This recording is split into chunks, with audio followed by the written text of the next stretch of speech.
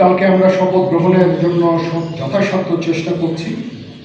একটা প্রস্তাব ছিল বিকালে করার, বিকালে খুব টাইট হয়ে যেতে পারে, কিন্তু 2:10-এর দিকে আমাদের এখানে আসবেন, এটা মেবি ভেরি টাইট। আমরা হয়তো তাইলে রাত্রেবেলা রাত 8টার দিকে করতে পারি। হয়তো 400 জন লোকের উপস্থিতি এখানে থাকবে। এই পরিসরে আমরা শপথ গ্রহণের অনুষ্ঠান ইনশাআল্লাহ করব। মাননীয় সেনাপ্রধান, আমরা দেখেছি যে সেনাবাহিনী বাংলাদেশ এবং বাইরে যেগুলো দুর্যোগ এগুলো কিছু মোকাবেলা করতে সক্ষম। রিসেন্টলি আমরা দেখতে পাচ্ছি যে বাংলাদেশের বিভিন্ন জায়গায় দুর্বৃত্তরা ডাকাতি থেকে শুরু করে লুটতরাজ করছে, এবং গতকাল রাতের বেলা মোহাম্মদপুর, ধানমন্ডি এই এলাকাগুলোতে ঘটনা ঘটেছে রাজধানী শহরে। এবং এই বিষয়ে আসলে সেনাবাহিনী কি পদক্ষেপ দিচ্ছে এবং সাধারণ মানুষ কিন্তু একটু উদ্বেগ উৎপাদন হতে পেরেছে। হ্যাঁ, প্রথম কথা হচ্ছে যে আমি দায়িত্ব নিয়েছিলাম অবশ্যই, এবং আমি রাজনৈতিক নেতৃবৃন্দর কাছ থেকে কথাও আমি ওনাদের কাছ থেকে ওনাদেরকে আমি বলেছিলাম যে আপনারা আমাদের সাহায্য করেন, যে মুহূর্তে এই ট্রানজিশনটা হবে এ ধরনের সমস্যার সৃষ্টি হতে পারে।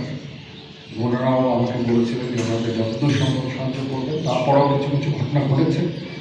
এটা ঘটার পেছনে তো কিছু কারণও আছে, এবং আমরা ইনিশিয়ালি হয়তো কিছু এরকম ঘটনা ঘটেছে, বা তারপরে এখন পরিস্থিতি কিন্তু অনেক শান্ত হয়ে আসছে। আমরা আমাদের যত স্ট্রেংথ আছে, পুলিশ কিন্তু নন এক্সিস্টিং, পুলিশ কোনো ডিউটিতে নাই। পুলিশের একটা বড় ফোর্স, এটার যে ভয়েড যেটা সৃষ্টি হয়েছে, এই ভয়েডটা সেনাবাহিনীর স্ট্রেংথ দিয়ে এটা পুরো করা সম্ভব না। আর তারপরেও আমরা যথাসাধ্য চেষ্টা করে যাচ্ছি, এবং হাজার হাজার লোককে আমরা কিন্তু এই সমস্ত সমস্যা থেকে আমরা উদ্ধার করেছি।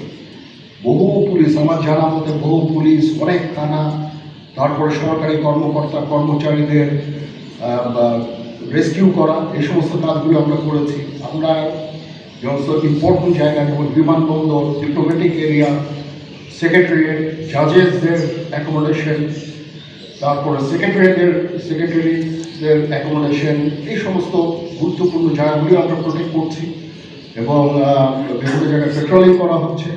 তারপরেও একটা ইনিশিয়ালি একদিন এটা হয়েছে, সেজন্য আমি অত্যন্ত দুঃখিত এবং বিব্রত।